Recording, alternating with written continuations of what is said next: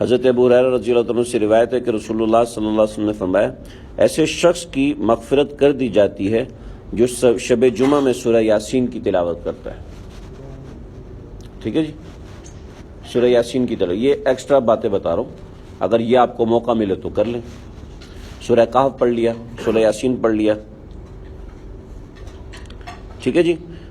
حضرت ابو ہریرہ فرماتے ہیں کہ رسول اللہ صلی اللہ علیہ وسلم نے فرمایا ایسے شخص کی مغفرت کر دی جاتی ہے جو سورہ دخان کی تلاوت کرتا ہے شب جمعہ میں. ترمذی کی روایت ہے. جو شخص سورہ دخان کی شب جمعہ میں یا جمعۃ المبارک والے دن تلاوت کرے اس کے لیے جنت میں اللہ ایک محل بناتے ہیں, مجمع الزوائد. ٹھیک ہے. 25ویں پارے میں 44ویں نمبر پہ سورت ہے, 59 آیتیں ہیں سورہ دخان کی. سورہ دخان وہ سورت ہے نا جب کفار کے اوپر قحط پڑا تھا تو اس قحط کا ذکر اس میں, تو ان کو بھوک کی وجہ سے ہر جگہ اندھیرا اندھیرا نظر آتا تھا, تو اس میں سورہ دخان میں اس کا تذکرہ ہے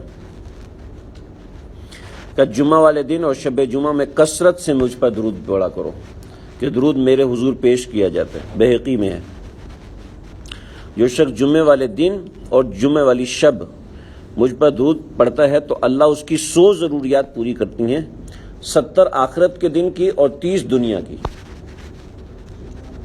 یعنی اس کی 100 ضروریات ہیں تو ان میں سے 30 دنیا کی اللہ پوری کر دیتے ہیں.